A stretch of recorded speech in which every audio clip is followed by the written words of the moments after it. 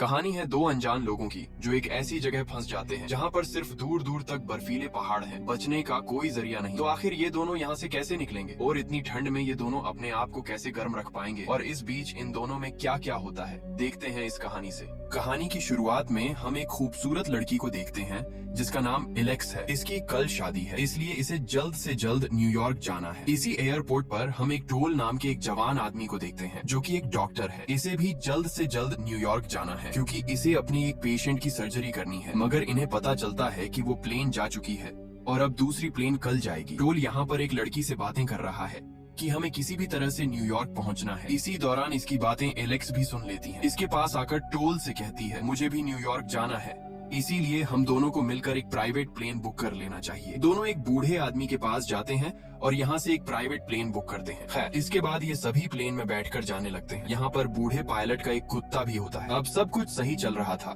कि तभी अचानक से पायलट की तबीयत बिगड़ने लगती है। ये देख टोल इसकी मदद करने इसके पास आता है, लेकिन अब काफी देर हो चुकी थी, जिसके चलते इनका प्लेन एक ऊंची चोटी से टकराता है जिससे प्लेन क्रैश हो जाता है। इस क्रैश में पायलट मारा जाता है, बाकी टोल, एलेक्स और वो कुत्ता बच जाते हैं, लेकिन ये भी काफी जख्मी हो गए थे। इसके बाद टोल प्लेन से बाहर आता है तो देखता है कि हम कहाँ फंस गए। टोल जोर जोर से आवाज लगाता है, लेकिन यहाँ पर दूर दूर तक कोई भी नहीं था। चारों तरफ सिर्फ बर्फ के पहाड़ थे। इसके बाद टोल पायलट को बाहर निकालकर बर्फ में दफना देता है। यहाँ पर एलेक्स को देखते हैं जो कि अभी बेहोशी की हालत में थी। टोल इसके जख्मों पर पट्टी करता है। यहाँ पर ठंड काफी ज्यादा थी, इसलिए यहीं पर आग जलाकर कुछ देर आराम करते हैं। अब इसके अगले दिन टोल यहाँ से प्लेन को गुजरता हुआ देखता है और जल्दी से फ्लेयर गन को चलाता है ताकि इनको सिग्नल मिल सके, लेकिन प्लेन काफी ज्यादा ऊंचा था और वो अपने रास्ते सीधा ही निकल जाता है। एलेक्स काफी परेशान थी क्योंकि कल इसकी शादी थी और अब जाने वहाँ क्या हो रहा होगा। इन दोनों ने किसी को ये भी नहीं बताया था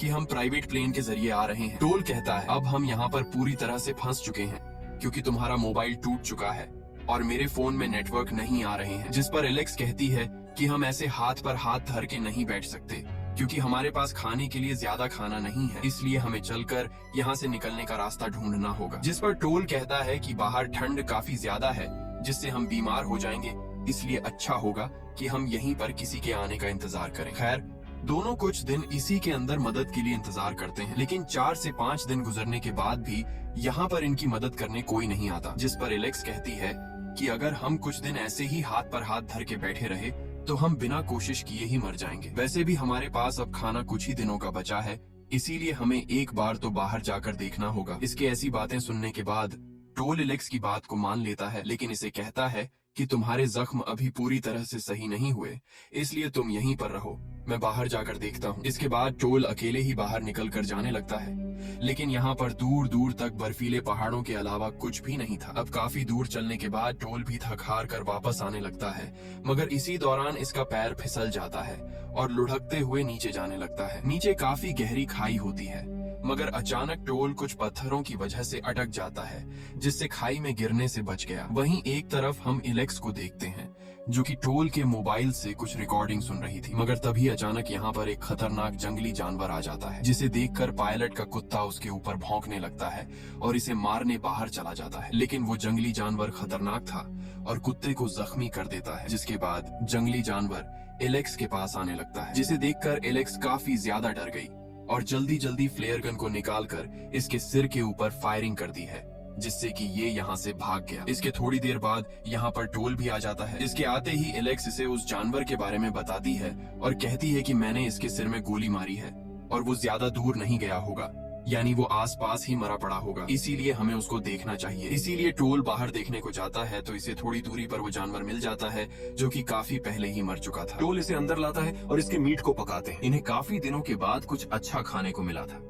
इन्होंने इतना अच्छा खाना काफी दिन से नहीं खाया था, इसीलिए अपने बचे खाने को अपने बैग में रख लेते हैं ताकि इसे बाद में खा सकें। तभी एलेक्स कहती है हमें इस चट्टान से नीचे जाना चाहिए, हो सकता है कि वहाँ पर तुम्हारे फोन में नेटवर्क आ जाए क्योंकि हमारे पास यहाँ से निकलने का सिर्फ यही एक रास्ता है। लेकिन टोल कहता है नहीं, ऐसा नहीं हो सकता, नेटवर्क तो यहाँ पर आ ही नहीं सकते हैं क्योंकि मुझे ये जगह दुनिया से कहीं दूर लगती है और अगर हम बाहर गए तो ठंड की वजह से मारे जा सकते हैं। जिस पर एलेक्स कहती है कि वो फिर भी अच्छा रहेगा, ये तो नहीं रहेगा कि हमने यहाँ से निकलने की कोशिश नहीं की थी, और हाँ, हम यहाँ पर भी कितने दिन जिंदा रह सकते हैं, ज्यादा से ज्यादा 15 से 20 दिन, क्योंकि हमारे पास खाना ज्यादा दिन का नहीं बचा, इसीलिए हमें यहाँ से जाना चाहिए। लेकिन टोल फिर भी वहां जाना नहीं चाहता, जिससे दोनों में बहस हो जाती है और गुस्सा होकर दोनों यहीं पर सो जाते हैं। अगली सुबह एलेक्स जल्दी खड़ी होती है और कुत्ते को लेकर आगे मदद के लिए जाने लगती है, लेकिन बाहर बर्फीले चट्टानों के अलावा दूर दूर तक कुछ भी दिखाई नहीं दे रहा था, मगर फिर भी एक झूठी उम्मीद को लिए जाने लगती है। एक तरफ हम टोल को देखते हैं जो कि अब सोकर खड़ा होता है तो देखता है कि एलेक्स यहाँ पर नहीं है। इसी दौरान इसे यहाँ पर एक लेटर मिलता है जिसमें एलेक्स ने लिखा था कि वह मदद के लिए जा रही है और अगर मुझे कोई मदद या यहाँ से जाने का रास्ता मिला तो मैं तुम्हें भी अपने साथ यहाँ से लेकर जाऊंगी।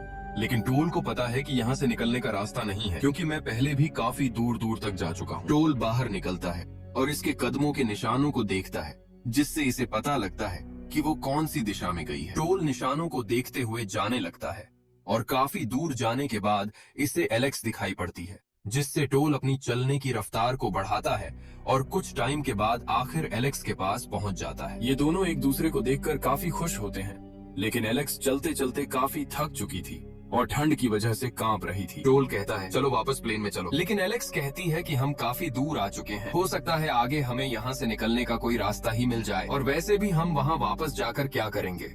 इसीलिए दोनों एक कमजोर उम्मीद के साथ आगे जाने लगते हैं। अब काफी दूर जाने के बाद इनको एक गुफा मिलती है। दोनों जल्दी से इसके अंदर जाते हैं और आग जलाकर शरीर को गर्म करते हैं। इन्हें काफी लंबा सफर तय करने के बाद आराम के लिए एक गुफा मिली थी। खैर ये दोनों काफी थके हुए थे, इसलिए इनकी आंख लग जाती है। इसके बाद सुबह होती है और फिर से दोनों आगे जाने लगते हैं, लेकिन इन्हें अभी तक कुछ ऐसा नजर नहीं आया जहाँ से इनको मदद का कोई जरिया मिले।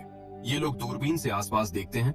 इसी दौरान इन्हें सामने एक चमकती हुई चीज दिखाई देती है, लेकिन वो काफी ज्यादा दूर थी। फिर भी थके हारे उस जगह जाने लगते हैं। अब काफी देर चलने के बाद दोनों उस जगह पहुंच जाते हैं जहां से वो चमक नजर आ रही थी, लेकिन यहाँ आकर देखते हैं कि नीचे एक गहरी खाई और बर्फ पिघली हुई है, लेकिन यहाँ एक पतली सी बर्फ की दीवार भी होती है। टोल कहता है कि अगर हम यहाँ से फिसले तो सीधा नीचे गिरेंगे, और वैसे भी बर्फ से पैर का फिसलना एक आम सी बात है, इसीलिए हमें यहाँ से नहीं जाना चाहिए। टोल कहता है कि हमें वापस उसी गुफा में चले जाना चाहिए, जिस पर एलेक्स गुस्से से कहती है हम वहाँ जाकर आखिर करेंगे क्या, बताओ अपनी मौत का इंतजार। इसी दौरान इन्हें पता लगता है कि वो कुत्ता भी इनके साथ नहीं है, यानी शायद वो इनसे बिछड़ गया। टोल कुत्ते के पंजे के निशानों को देखते हुए इसे ढूंढने जाता है, मगर थोड़ी ही दूर जाने पर टोल को एक घर दिखाई पड़ता है, लेकिन इसके अंदर कोई इंसान नहीं था। अच्छी बात तो ये थी कि इन्हें आराम करने को एक घर मिला। टोल जल्दी से वापस एलेक्स के पास जाने लगता है। एलेक्स जैसे ही इसके पास आने लगती है तभी इसे महसूस होता है कि मैं एक बर्फ की पतली परत पर खड़ी हूँ, जिससे एलेक्स काफी डर गई और अचानक से परत टूट जाती है, जिससे एलेक्स नीचे चली जाती है। ये देख टोल जल्दी से इसके पास आता है और इसे किसी तरह से बाहर निकालता है और इसे उठाकर घर के अंदर लाता है। यहाँ पर एलेक्स अभी बेहोशी की हालत में होती है, क्योंकि नीचे गिरने की वजह से इसकी बॉडी जम गई होती है। अब क्योंकि टोल एक डॉक्टर होता है, इसीलिए इसे एक इंजेक्शन लगाता है, जिससे कि इसकी बॉडी फिर नॉर्मल होती है और इसे होश आ जाता है। टोल इसके लिए खाना बनाता है, जो कि इसे इसी घर में मिला था।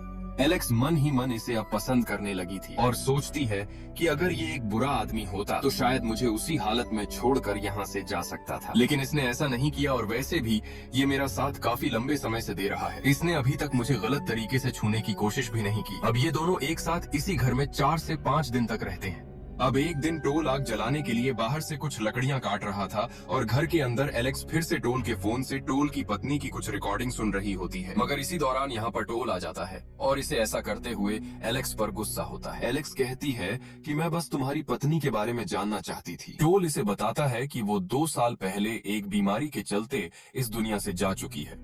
ये सुनकर एलेक्स को काफी बुरा लगता है और इससे माफी मांगते हुए इसे अपने गले लगा लेती है। दोनों एक दूसरे के गले लगे हुए थे और धीरे धीरे इनकी ये दोस्ती एक रिश्ते में बदल जाती है और दोनों एक बेड पर चले जाते हैं और आज की रात दोनों खूब मस्ती करते हैं। खैर अगली सुबह दोनों फिर से अपने आगे के सफर पर निकल पड़ते हैं और धीरे धीरे काफी आगे पहुंच चुके होते हैं। अब काफी दूर जाने पर इन्हें ठंडी हवाओं का सामना करना पड़ता है। ज्यादा ठंड की वजह से अब एलेक्स चल नहीं सकती, इसीलिए टोल एक लकड़ी का जुगाड़ बनाकर इसके ऊपर एलेक्स को लिटाकर आगे जाने लगता है। इनके साथ वो कुत्ता भी होता है, जो कि शायद इसी उम्मीद में होता कि मैं एक दिन यहाँ से निकल जाऊंगा। अब काफी दूर चलने के बाद दोनों एक पेड़ के सहारे बैठ जाते हैं और अभी तक इनको कोई मदद का जरिया नहीं मिला और साथ ही अब इनके पास खाने को भी कुछ नहीं बचा था। दोनों अपने दिमाग में इस बात को बैठा लेते हैं कि अब हमारा मरना पक्का है, क्योंकि जितना हमसे हो सका हमने वो सब किया, इससे ज्यादा अब हमारे अंदर हिम्मत नहीं बची। दोनों को भूख और थकान की वजह से कमजोरी महसूस होने लगी थी। दोनों यहीं पर बैठे बैठे थकान की वजह से सो जाते हैं। इसके थोड़ी देर बाद कुत्ता आता है